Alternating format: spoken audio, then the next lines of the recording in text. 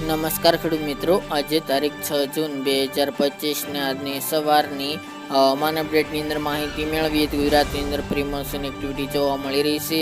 આગામી દિવસની અંદર કેવી વરસાદની શક્યતાઓ છે તેની વિસ્તારથી અપડેટ મેળવીશું. 10 તારીખથી પ્રી મોન્સૂન એક્ટિવિટીમાં વધારો થઈ શકે છે. સાથે જ મિત્રો અરબી સમુદ્રમાં બની શકે છે લો પ્રેશર સિસ્ટમ, જેની અસર ગુજરાતમાં જોવા મળશે. ચોમાસું પણ આગળ વધી શકે છે.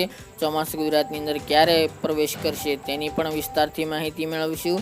ચેનલમાં નવા હોય તો ચેનલને સબસ્ક્રાઈબ કરી નાખજો અને વિડીયોને લાઈક આપીને તમામ ખેડૂત ભાઈને શેર કરી દેજો. હાલ મિત્રો ગુજરાતની અંદર જૂન મહિનાની શરૂઆતથી જ છૂટાછવાયા ભાગોની અંદર પ્રી મોન્સૂન એક્ટિવિટીની હાલ તો શક્યતાઓ દેખાઈ રહી છે અને વરસાદી માહોલ પણ છવાયેલો જોવા મળી રહ્યો છે. આગામી 10 તારીખ સુધી ગુજરાતની અંદર છૂટાછવાયા ભાગોની અંદર પ્રી મોન્સૂન એક્ટિવિટી યથાવત રહી શકે છે.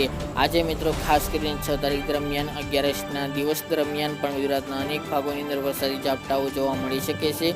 ગઈકાલે પણ ખાસ કરીને જામનગર, કાલાવડ એ વિસ્તાર, રાજકોટ, જામકંડોરણા, અમરેલી, ભાવનગરનો વિસ્તાર, દક્ષિણની અંદર વલસાડ, વાપી જેવા ભાગોની અંદર વરસાદી ઝાપટા જોવા મળ્યા હતા. એક બે જગ્યાએ વાવણી લાયક સારા વરસાદો પણ નોંધાયા હતા. હજુ મિત્રો ધીરે ધીરે વરસાદની તીવ્રતામાં વધારો થઈ શકે છે, પરંતુ 2 દિવસ દરમિયાન વરસાદની તીવ્રતા એટલે કે વિસ્તારો ઘટે તેવી પણ શક્યતા હાલ જોવા મળી રહી છે.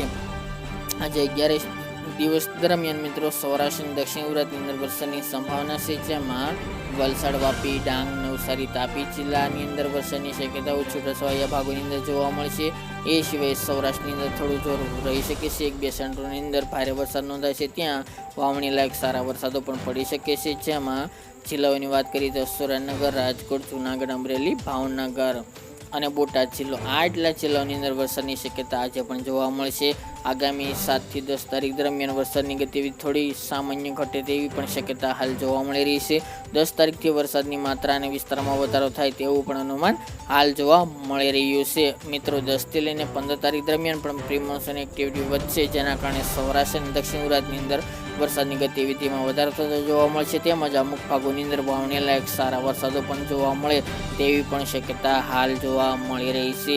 ત્યારબાદ મિત્રો 15 થી લઈને 20 તારીખ દરમિયાન પણ પ્રી મોન્સૂન એક્ટિવિટી યથાવત જોવા મળશે. હવે મિત્રો વાત કરીએ તો ચોમાસું અને અરબી સમુદ્રમાં બનનારી સિસ્ટમ. હાલ મિત્રો ચોમાસું મુંબઈ, મહારાષ્ટ્ર સુધી આવીને નિષ્ક્રિય થઈ ચૂકી છે. મોન્સૂન બ્રેક લાગી છે, પરંતુ મિત્રો સારા સમાચાર એ છે કે અરબી સમુદ્રમાં આગામી 14-15 તારીખ દરમિયાન એક લો પ્રેશર સિસ્ટમ બને તેવી શક્યતા હાલ જોવા મળી રહી છે. હાલના અપડેટ પ્રમાણે મિત્રો આ સિસ્ટમ પહેલી જે સિસ્ટમ બની હતી તે મુજબ મહારાષ્ટ્ર તરફ જમીન વિસ્તારમાં આગળ વધશે, જેના કારણે હાલના રૂટ પ્રમાણે ગુજરાતની તેની અસર ઓછી જોવા મળશે, પરંતુ આ ચોક્કસપણે ચોમાસામાં તેની અસર થઈ શકે છે. ચોમાસું તેના હાલ તો સ્થિર થયેલું છે, ત્યાંથી આગળ વધે તેવી પણ શક્યતા હાલ જોવા મળી રહી છે, પરંતુ આ સિસ્ટમને કારણે ગુજરાતને લાભ મોટો મળે તેવી શક્યતા ઓછી જોવા મળી રહી છે. પરંતુ મિત્રો હજુ પણ સિસ્ટમ બની નથી. જ્યાં સુધી બને નહીં ત્યાં સુધી હાલ આગળની અપડેટ ના મળે, પરંતુ ગુજરાત તરફ આગળ વધશે તો ગુજરાતની અંદર 15 થી 20 તારીખ દરમિયાન ચોમાસું આવી શકે છે, એટલે કે ચોમાસું ઝડપથી વધી શકે છે. બાકી મહારાષ્ટ્ર તરફ સિસ્ટમ આગળ વધશે તો મહારાષ્ટ્રના ભાગોની એની બાજુના ભાગોની અંદર ભારે વરસાદો નોંધાશે. ગુજરાતની અંદર ઓછી શક્યતા જોવા મળશે, પરંતુ સૌરાષ્ટ્ર અને દક્ષિણ ગુજરાતના ભાગોની અંદર પ્રી મોન્સૂન એક્ટિવિટી યથાવત રહેશે.